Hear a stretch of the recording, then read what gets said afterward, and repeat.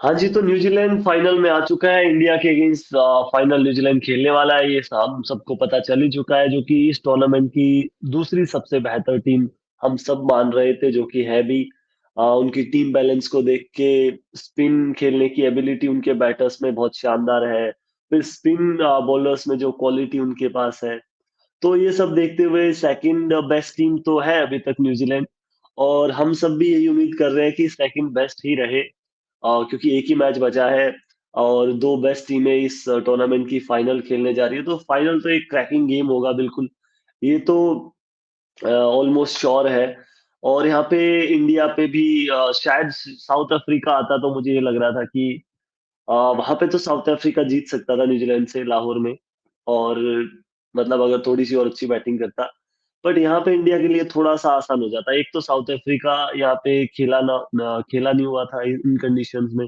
पूरी champions trophy में New Zealand एक मैच खेल के जा चुका है, तो वो कहीं ना कहीं इंडिया को थोड़ा सा बेनिफिट हो सकता था साउथ अफ्रीका के साथ। बट इंडिया जिस तरह से खेला है ना, ओपोनेंट से ज्यादा फर्क हमें पड़ा नहीं है। चाहे वो ऑस्ट्रेलिया हो सामने, न्यूजीलैंड हो, पाकिस्तान, जो कि 8-10 साल उन्होंने अपनी होम क्रिकेट इन्हीं ग्राउंड्स पे खेली है, तो वहां पे भी हमें ज्यादा कुछ फर्क पड़ा नहीं था। बट न्यूजीलैंड का डर इसलिए है कि उनकी एक तो स्पिन बॉलिंग इंडिया के बाद जो बैलेंस है उनकी स्पिन बॉलिंग में, या फिर ऑल ओवर उनका बॉलिंग अटैक देखा जाए, तो बैलेंस उनका बहुत शानदार नजर आ रहा है। तो और मिचेल सैंडलर की जो फॉर्म है, एक ही बॉलर ऐसे नजर आते हैं मुझे, टू बी ऑनेस्ट, जो कि इंडिया को तंग कर सकते हैं, वो है मिचेल सैंडलर। न्यूजीलैंड की टीम में खास करके स्पिन बॉलिंग में, fast bowling of course they have an option in Matt Henry and और उर्के and Jameson. But spin bowling में वही। बट यहाँ पे एक बात तो मैं बोल रहा हूँ कि ठीक है, इंडिया को साउथ अफ्रीका के आने से ज्यादा एडवांटेज मिलना, न्यूजीलैंड ऑलरेडी यहाँ पे खेल चुकी है। बट वो दूसरे, ये तो एक पहलू हो गया इसी बात का। अगर दूसरा पहलू देखा जाए तो इंडिया के पास भी तो इस चीज का एडवांटेज हो गया ना, कि वो न्यूजीलैंड से पहले खेल चुके हैं। And that game was not one of the best in terms of our batting specially. वहां पे हमने अर्ली विकेट्स लूज किए थे, उसके बाद भी हमने ऑलमोस्ट 250 का टोटल खड़ा किया था न्यूजीलैंड के सामने। तो जहाँ पे हम बोल रहे हैं कि साउथ अफ्रीका आती तो स्पिन खेलने में ज्यादा बेटर, वो नहीं है। बट एक चीज का इंडिया को भी तो फायदा है ना, न्यूजीलैंड ने इंडिया को देख लिया इन पिचेस में, तो इंडिया ने भी तो न्यूजीलैंड को देख लिया है। तो हम भी तो कुछ और अच्छा एफर्ट डाल सकते हैं, चीजों को और बेहतर कर सकते हैं। लास्ट मैच जो न्यूजीलैंड खेला उसके अकॉर्डिंग, अगर साउथ अफ्रीका आता, नई टीम होती, हमें नहीं पता मतलब इन परिस्थितियों में वो कैसी गेंदबाजी करते।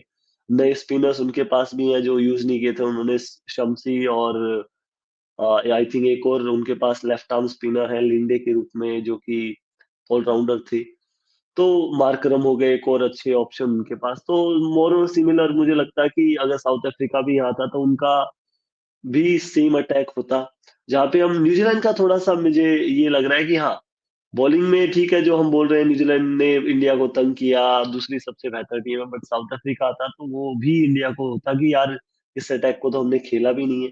तो वो कहीं ना कहीं शायद से इंडिया के मन में रहेगा कि इंडिया ने बिना विराट कोहली, रोहित शर्मा, शुभमन गिल 250 का टारगेट अचीव कर लिया था, या मतलब टोटल खड़ा कर दिया था पहले खेलते हुए। अगर इन तीनों में से एक भी चिप इन करता है तो फिर हम उससे भी थोड़ा सा पार स्कोर खड़ा कर सकते हैं, ये हमें लगता है। वो तो चलो है, उसमें 2 दिन की बात हम करेंगे। तो न्यूजीलैंड की टीम ठीक है आ गई है, तो अब आज हम थोड़ा सा स्क्वाड प्लानिंग, मतलब सॉरी, प्लेइंग 11 किस तरह की हो सकती है, स्ट्रेंथ वीकनेस दोनों ही टीमों के क्या रहे हैं अब तक, और कौन सी टीम एक्सपोज कर सकती है दूसरी टीम को किस डिपार्टमेंट में, उसके ऊपर चर्चा करते हैं। तो पहले मैं इंडिया से स्टार्ट करता हूँ। स्ट्रेंथ सबको पता है, चेज करना हमारी स्ट्रेंथ है हमेशा से। अगर हमारी टीम में विराट कोहली है तो आप देखोगे, मतलब तीनों ही मैच में, एक मैच में जिसमें विराट कोहली जल्दी आउट हो गए थे, रोहित शर्मा ने अच्छा स्टार्ट दिलाया था इंडिया को, फिर शुभमन गिल ने मतलब लास्ट तक लेके गए बांग्लादेश के अगेंस्ट, वहां पे अच्छा स्टार्ट मिला इंडिया को। उसके अलावा 2 मैचेस और जिनमें इंडिया ने चेज किया है, अगेंस्ट पाकिस्तान और अगेंस्ट जो हो जाए हमारा ये ऑस्ट्रेलिया वाला, वहां पे कुछ ज्यादा बेटर स्टार्ट हमें नहीं मिला है। एक थोड़ा सा इंटेंट के साथ जरूर थोड़ा स्टार्ट करते हैं रोहित शर्मा। तो मुझे लगता है कि अगर पहले बल्लेबाजी आती चेंज करने में तो हमारी स्ट्रेंथ दिख ही रही है कि एक बल्लेबाजी में जो गहराई है ना मिडल ऑर्डर में, जिस तरह से हमारे बैटर्स फॉर्म में है, चाहे वो श्रेयस अय्यर हो जाए, अक्षर पटेल हो जाए, हार्दिक पांड्या, और अब तो केएल राहुल ने भी पिछले मैच में अच्छी इनिंग खेली है। तो बैटिंग डेप्थ है, तो वो मुझे लगता है इंडिया की काफी स्ट्रेंथ नजर आ रही है इस टाइम पे, स्पेशली मिडल ऑर्डर। क्योंकि अगर यहाँ से हम ऊपरी क्रम में जल्दी विकेट्स खोते भी है ना, तो वो सेल्फ बिलीव एक सिस्टम में बना हुआ है कि यार हम 260 270 का टारगेट अचीव कर सकते हैं, यहाँ तक कि 280 तक भी मेरे ख्याल से इंडिया थोड़ा सा और मेहनत करे तो पहुंच जाएगा, क्योंकि 260 270 में भी हम दो दो तीन तीन ओवर बचा रहे हैं, तो मेरे ख्याल से सेंसिबल क्रिकेट खेलते हुए भी हम 280 तक तो जा सकते हैं। इतना तो ये स्ट्रेंथ मुझे नजर आ रहा है इस टाइम पे। और दूसरी जो हमारी स्पिन बॉलिंग, एक तरह से वो तो ओपोनेंट टीम के लिए सरदर्दी बनी हुई है। लास्ट मैच में कुलदीप यादव के बिना हमने, मतलब उन्होंने कुछ खास परफॉर्म नहीं किया था, उसके बिना भी हमने ऑस्ट्रेलिया को ऑलमोस्ट 264 पे, टू बी प्रिसाइज 264 पे रिस्ट्रिक्ट कर दिया था।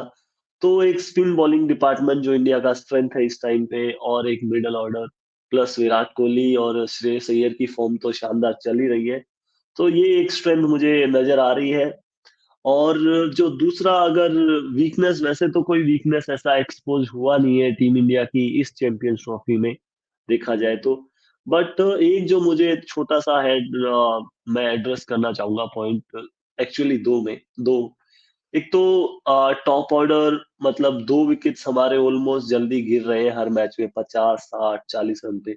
अगर ऊपरी 2 विकेट में से, मतलब 1 विकेट की भी पार्टनरशिप अच्छी आ जाती है, जो मिडिल ऑर्डर में आ रही है जैसे पार्टनरशिप 90 95 100 की, अगर 70 80 रन की भी ऊपरी 2 विकेट में से किसी भी विकेट की 60 70 80 रन की पार्टनरशिप हमें मिल जाती है ना, एक सॉलिड फाउंडेशन मिल जाता है नीचे आने वाले बैटर्स को, मिडिल ऑर्डर बैटर्स को, तो मुझे लगता है कि वो फिर ये कमी भी पूरी हो सकती है। तो एक थोड़ा-सा जो वीकनेस नज़र आ रहा है कि ऊपर से हम इंटेंट के चक्कर में थोड़ा-सा विकेट है वो जल्दी गँवा रहे हैं। आइडिया अच्छा है कि नई बॉल से आपको अटैक करने को देखना है, और इंडिया वही ट्राई कर रहा है, शुरुआती 10 ओवर में 60 65 70 रन निकल जाए।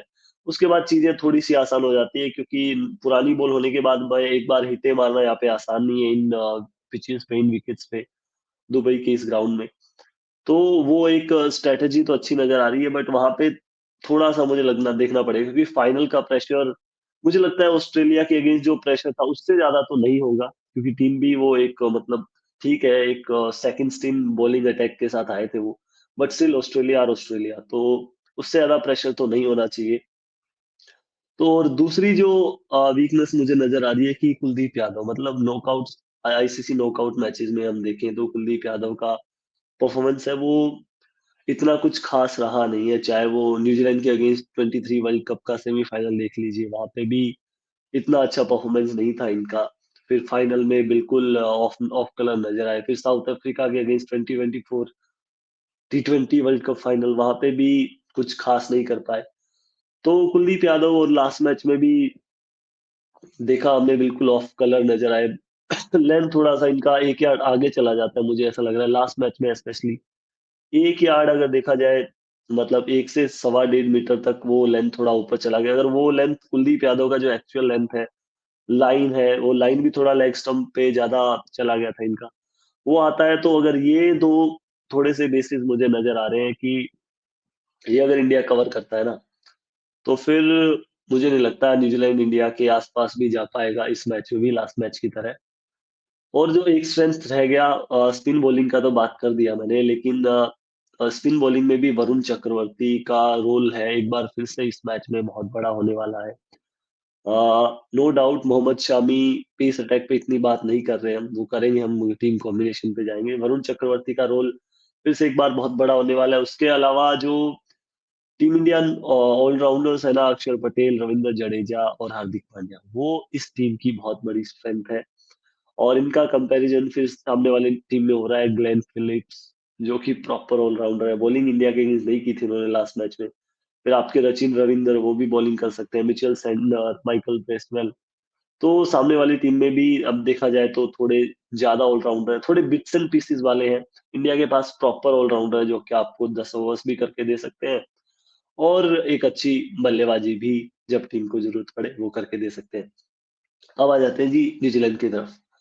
स्ट्रेंथ की बात की जाए, जो कि मुझे सबसे अच्छी चीज़ लग रही है न्यूज़ीलैंड की टीम में, स्पिन बहुत बेटर खेलते हैं ये, बहुत ही बेहतर खेलते हैं और इनका जो कॉन्फिडेंस है ना, वो और बढ़ा है जब से इन्होंने इंडिया में वो टेस्ट सीरीज़ जीती है 3-0। ऑलमोस्ट वही मोर और लेस सिमिलर टीम है इनकी। एक केन विलियम्सन का एडिशन ज़रूर हुआ है, जो कि मैं मानता हूँ इंडिया के अलावा वर्ल्ड क्रिकेट में स्पिन खेलने वाले one of the best batter हैं ये इन द वर्ल्ड क्रिकेट। तो मतलब आप देखा जाए ऊपर से नीचे लेके अभी तो इन्होंने डेवन कॉनवे को खिलाया नहीं और मुझे लग रहा है कि शायद वो उस तरफ सोचेंगे ज़रूर। अगर डेवन कॉनवे आ जाते हैं, विल यंग ने भी आप देखा जाए टेस्ट सीरीज़ में किस तरह की बल्लेबाज़ी की थी, तो उनको भी मैं कम नहीं आँक रहा हूँ बिल्कुल। लास्ट मैच में ठीक है वो फँसे हुए थे इंडिया के अगेंस्ट, बट यहाँ पे विल यंग का भी रोल अगर वो खेलते हैं तो उनका भी बहुत अच्छा रोल होने वाला है। तो स्पिन खेलने में इस टीम को भी महारत हासिल है, जिस तरह की अभी उनकी बैटिंग लाइनअप हो गई, Sachin Ravindra, Devon Conway, Will Young, Kane Williamson, फिर डैरेल मिचेल स्पिन अच्छा खेलते हैं, फिर टॉम लैथम स्पिन के अगेंस्ट बहुत ही सॉलिड बैटर नजर आते हैं। उसके बाद नीचे के बैटर ठीक है आपके माइकल ब्रेसवेल, ग्लेन फिलिप्स, ये थोड़े 2-3 प्लेयर हैं जो थोड़ा मुझे लगता है वीक नजर आते हैं स्पिन के अगेंस्ट। बट ग्लेन फिलिप्स का भी एक बार बल्ला चलने लगे तो मुझे लगता है वो भी तंग कर सकते हैं आपको। मिचेल सैंटनर अगेन फिर स्पिन अच्छा खेलते हैं, नीचे जाके लोअर डाउन द ऑर्डर। और तो वो एक मुझे स्ट्रेंथ नजर आती है और फिर दूसरी इनकी स्ट्रेंथ है इनकी स्पिन बॉलिंग। एक टप्पा पकड़ के रखते हैं, वहीं से पिच को अपना काम करने देते हैं, विकेट को अपना काम करने देते हैं, वो टप्पा ये नहीं छोड़ते हैं। और फिर मिचेल सैंटनर ने जो अपनी गेंदबाजी में थोड़ा-सा बदलाव किया है कि कभी रन अप में थोड़ा-सा तेज चलते हैं, कभी स्लो चलते हैं। फिर जो इनकी जो वेरिएशंस है स्पीड को लेके अपनी गेंदबाजी में 70 से लेके 95, 96 तक जाते हैं ये। तो जो ये बॉलिंग स्पीड में जो वेरिएशन रख रहे हैं, एक बॉल 75 केपीएच फिर 90, 85, तो वो वेरिएशन अच्छा कर रहे हैं और टप्पा नहीं छोड़ रहे हैं, वहीं से गेंद को अच्छा घुमाने का ट्राई कर रहे हैं। मोस्टली बॉलें सीधी रहती है, फिर एक आधी टर्न करती है, वो डाउट क्रिएट करती है बैटर्स के माइंड में। फिर उसके अलावा इनके पास सचिन रविंद्र एक और लेफ्ट आर्म का ऑप्शन, फिर 2 राइट आर्म ऑफ स्पिन के ऑप्शन। तो एक जो मिसिंग कंपोनेंट नज़र आ रहा है मुझे, वो एक लेग स्पिन का नज़र आ रहा है मुझे यहाँ पे। अगर वो और होता तो शायद ये एक कंप्लीट पैकेज नज़र आता है न्यूजीलैंड स्पिनर्स की तरफ से। बट उसकी कमी इनकी फास्ट बॉलिंग पूरी करती है। मैट हेनरी शुरुआती विकेट लेने में सक्षम है। फिर काइल जेमिसन, विलियम ओरुके के पास अच्छी शॉट बॉल का अच्छा यूज़ करते हैं, वो बाउंसर्स अच्छी है इनके पास। यहाँ तक कि मैट हेनरी का भी बाउंसर बहुत शानदार है। तो बॉलिंग मुझे लगता है कि इनका एक जो है वहाँ पे भी स्ट्रेंथ इनकी काफ़ी नज़र आती है और जो तीसरा सबसे बड़ा जो कि वर्ल्ड क्रिकेट में बेस्ट फील्डिंग साइड है ये। मतलब आप ये मान के चलिए 15 से 20 रन तो आपको एक्स्ट्रा करने ही करने पड़ेंगे, चाहे आप बाद में चेज़ करने जा रहे हैं, तब जोड़ दीजिए या आप पहले रन बनाने जा रहे हैं। तो मतलब ये 15 से 20 रन हर दफ़ा फील्ड में बचाते हुए आपको नज़र आते हैं। उसके साथ एक आधा एक्स्ट्राऑर्डिनरी कैच ले जाए तो फिर वो बहुत बड़ा हो जाता है अंतर जो गैप है बाकी टीमों के हिसाब से देखते हुए।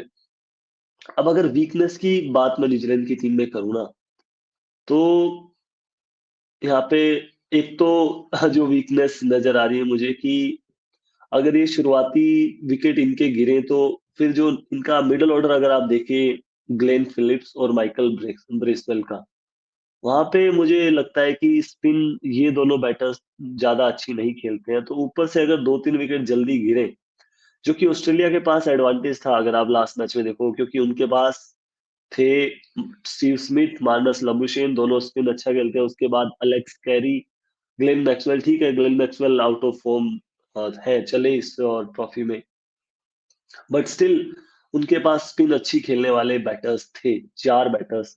यहाँ पे भी हैं बट आपके जो आप मुझे लगता है स्पिन खेलने वाले बैटर्स आपके पास मिडल ऑर्डर में ज़्यादा होने चाहिए, ये मेरा थोड़ा-सा पर्सनल ओपिनियन है। जो कि यहाँ पे कमी खलती हुई आपको नज़र आती है नंबर 6, नंबर 7 पे जाके जहाँ जहाँ पे अगर ऊपर से विकेट गिरे तो मुझे लगता है कि स्पिन में फँस सकता है न्यूज़ीलैंड। उसके बाद जो इनकी स्ट्राइक रोटेशन एबिलिटी है अगेंस्ट स्पिन अगर इंडिया के साथ कंपैरिज़न किया जाए तो वो उतना अच्छा नहीं है। अगर आप इनके 1-2 स्कोरिंग एरियाज़ को रोक दें और टप्पा अपना ना छोड़ें, इन्हीं को कुछ करने दें, मतलब डाउन द ग्राउंड जाके खेला, क्योंकि ऑस्ट्रेलिया के अगेंस्ट मुझे लगता है कि इंडियन स्पिनर्स ने इतनी अच्छी गेंदबाजी नहीं की थी। ठीक है, विकेट में मदद मौजूद नहीं थी, बट स्टिल जो हमारी लाइन और लेंथ थी वो इतनी बेटर नहीं थी जो हमने न्यूजीलैंड के अगेंस्ट रखी थी लास्ट ग्रुप स्टेज मैच में। अगर वो रखा जाए तो इनको शायद से, क्योंकि स्वीप अच्छा खेलते हैं, रिवर्स स्वीप अच्छा खेलते हैं इनके बैटर्स, तो फिर ये सिंगल रोटेशन में कहीं न कहीं इनको प्रॉब्लम होता है। अगर ऊपर से आप सचिन, रविंद्र और विलियमसन को आउट कर लेना, तो कहीं न कहीं इनको प्रॉब्लम क्रिएट हो सकता है। और फिर दूसरा आ जाता है इनकी जो बॉलिंग अटैक में पिच से ज़्यादा मदद ऑफर ना होना, तो फिर आपके लेग स्पिनर्स जो है ना, वो फिर प्ले में आते हैं। और वो इनके पास मिसिंग है, क्योंकि फिर राइट आर्म ऑफ स्पिन, वो भी big Turner of the ball नहीं है, चाहे वो लेफ्ट आर्म स्पिन हो जाए, अगर वो बॉल ज़्यादा टर्न नहीं हुआ, तो फिर मुझे लगता है कि थोड़ा-सा प्रेडिक्टेबल स्पिन अटैक बन जाता है, सीधी-सीधी बॉलें ज़्यादा पड़ती है, एक आधी बॉल ठीक है, आर्म के साथ अंदर आती है, एक आधी टर्न होती है, बट वो लेग स्पिनर का एलिमेंट है ना, वो मिसिंग नज़र आता है इस टीम में। तो मुझे लगता है कि एक बार शुरुआती ओवर्स में अगर इनके फास्ट बॉलर्स ने विकेट नहीं निकाले, तो वो कहीं न कहीं इनकी स्पिन बॉलिंग है, वो एक्सपोज़ हो सकती है। लास्ट मैच में अच्छा करके दिखाया इन्होंने साउथ अफ्रीका के अगेंस्ट, बट मुझे लग रहा है कि ये वाली जो एक लेग स्पिनर का जो इंडिया के पास अच्छे वेपन है, लेग स्पिन एक आपके पास मिस्ट्री स्पिनर है, फिर Kuldeep Yadav left arm leg spin है, तो वो वाला एक इनके पास जो है एलिमेंट मिसिंग नज़र आता है मुझे। वो वीकनेस तो मैं ऐसा कुछ बोल नहीं सकता इसके बारे में, बट एक चीज़ है, अगर बहुत ज़्यादा टर्न नहीं हुआ लास्ट मैच की तरह, तो फिर ये फँस सकते हैं शायद, क्योंकि ऊपर से अच्छा स्टार्ट मिल गया, जो कि इंडिया के साथ शायद से प्रॉब्लम नहीं है। आपको ऊपर से भी विकेट नहीं मिले और रन्स कंटेन कर दिए, तो आपके पास है वो अटैक करने वाले बॉलर्स मिडल ओवर्स में भी, कुलदीप यादव, वरुण चक्रवर्ती, रवींद्र जडेजा, जो कि पिच से थोड़ा-सा एक्स्ट्रा कुछ निकाल सकते हैं। अब टीम कॉम्बिनेशन पे ज़्यादा तो अभी आज हम फुल लेंथ में नहीं करेंगे चर्चा, क्योंकि कल करेंगे टीम कॉम्बिनेशन क्या हो सकता है, कैसा हो सकता है। बट बहुत चर्चा चल रही है कि इंडिया 4 स्पिनर्स के साथ ही जाएगा। मुझे लगता है 4 स्पिनर्स के साथ ही जाना चाहिए, क्योंकि पिछली जो पिच थी वो इस टूर्नामेंट की, यहाँ की दुबई की सबसे बेस्ट पिच थी। और उससे बेटर विकेट नहीं मिलने वाला है इस फाइनल मैच के लिए भी। या तो वैसा-सा कुछ विकेट मिलेगा, ज़्यादा तो पॉसिबिलिटी वैसे पिच के लिए ही है, या थोड़ा-सा और स्लोवर साइड ऑफ द जो है वो हमें देखने को मिल सकता है। तो वहाँ पे सारे स्पिनर्स हमारे प्ले में आएँगे बिल्कुल, और 4 स्पिनर्स के साथ ही हमें जाना चाहिए। मोहम्मद शामी शानदार फ़ॉर्म में नज़र आए पिछले मैच में, उम्मीद है इस मैच में अच्छा फिनिश करेंगे वो। तो और बाकी बैटिंग में तो इंडिया का कोई आपको कुछ चेंज करने की ज़रूरत नहीं है। वहीं न्यूज़ीलैंड की तरफ देखा जाए तो एक जो चेंज मुझे नज़र आ रहा है कि शायद से इंडिया के पास 2 लेफ्ट आर्म स्पिनर हैं, फिर एक मिस्ट्री स्पिनर है, फिर एक लेफ्ट आर्म लेग स्पिनर है। शायद वो एक और लेफ्ट हैंडर बैटर अपनी लाइनअप में ऐड कर दें प्लेइंग 11 में। हो सकता है वो विलियम की जगह आप डेवन कॉनवे को ले आओ। तो वहाँ पे, क्योंकि विलियम भी मुझे लगता नहीं कि स्पिन इतना खराब खेलते हैं, उन्होंने अच्छा स्पिन खेल के दिखाया इंडिया के अगेंस्ट टेस्ट सीरीज में। इस चैंपियंस ट्रॉफी में भी ठीक-ठाक खेल रहे हैं। अगर डेवन कॉनवे को लेके आ सकते हैं, तो मुझे लगता है आप एक जो आपका पेसर है, फास्ट बॉलर है, उसको उसकी जगह आप डेवन कॉनवे को लेके आ सकते हो। क्योंकि थोड़ी बहुत गेंदबाजी डेरिल मिचेल वैसे तो कर नहीं रहे हैं बहुत टाइम से। करवा सकते हो आप, 2-4 ओवर निकलवाने हो। वैसे भी आपके पास 4 स्पिन के ऑप्शन हैं। तो उस तरह से, बट लेट्स सी, इसके बारे में कल हम विस्तार में चर्चा करेंगे। आज के लिए इतना ही है, और स्ट्रेंथ वीकनेस तो हो गया। एक मैच की बात और रह गई है। हाँ, मतलब ये मैच बहुत कुछ डिसाइड करता है ना आपका, मतलब अभी तक इंडिया ने देखा जाए तो एक भी पैर ऐसा कुछ गलत रखा नहीं है इस टूर्नामेंट में, बट वो तो हमने 2023 वर्ल्ड कप में भी नहीं किया था। सारे मैचेस ऑलमोस्ट वन साइडेड हमने जीते थे, बट फाइनल में जाके वो हुआ था। बट यहाँ पे मुझे लगता है कि चीजें थोड़ी सी बदलती हुई नजर आती है। आप देखोगे सेम कोर हमारा खेल रहा है तब से लेके ऑलमोस्ट ये 16, 17, 18 महीने हो गए हैं।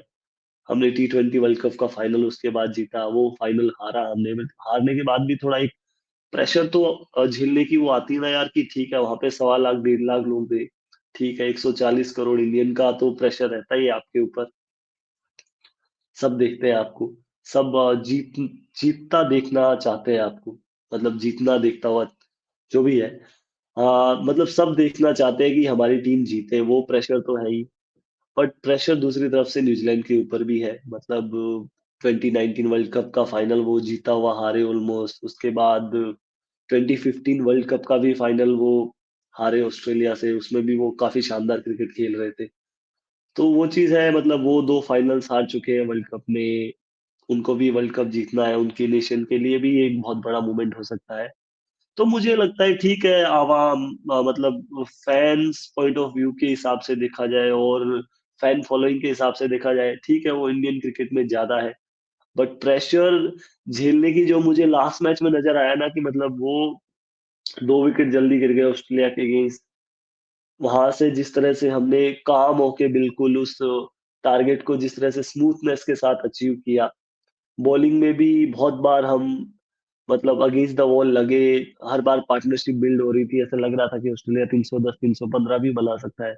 वहां से जो हमने ऑस्ट्रेलिया को रिस्ट्रिक्ट किया, तो उसको देख के नजर आ रहा है कि कैप्टन भी काफी काम रह रहे हैं, बाकी प्लेयर्स भी, क्योंकि उनको खेलना आ गया है ना। 2 फाइनल खेल चुके हैं, WTC फाइनल्स भी इनमें से बहुत सारे प्लेयर्स 2 बार हार चुके हैं। ठीक है, आपको जीतने का एक अलग तरीका होता है वो आपसे, बट हार के भी तो आप सीखते हो ना। एटलीस्ट प्रेशर जो है वो एब्जॉर्ब करने का तो पता चलता ही है आपको। तो मुझे लगता है इस बार ऐसा नहीं हुआ कि टीम इंडिया प्रेशर में बिखर जाएगी, और हमें फिर से एक अच्छी परफॉर्मेंस देखने को मिलेगी। हो सकता है हम पे प्रेशर हो, बट हमारी टीम पे प्रेशर मुझे नहीं लगता नजर आएगा, क्योंकि न्यूजीलैंड, और दूसरी तरफ देखा जाए न्यूजीलैंड की टीम क्रम्बल हो सकती है प्रेशर सिचुएशन में, क्योंकि हमने जीत लिया यार एक ICC ट्रॉफी लास्ट ईयर, और होपफुली अगले 50 से 55 घंटों में ये भी पता चल जाएगा कि दूसरी ट्रॉफी भी हम जीत रहे हैं, शायद से जीत रहे हैं। तो मुलाकात होगी आपसे कल। कल बिल्कुल डेप्थ में चर्चा करेंगे, क्या प्लेइंग 11 हो सकता है, क्या कॉम्बिनेशन हो सकता है। मतलब मुझे लग रहा है कि एक बदलाव शायद इंडिया भी कर सकती है अकॉर्डिंग टू ओपोनेंट्स प्लेइंग 11। तो उस पे करेंगे चर्चा। अभी के लिए बहुत बहुत धन्यवाद। Bye bye. Thanks a lot.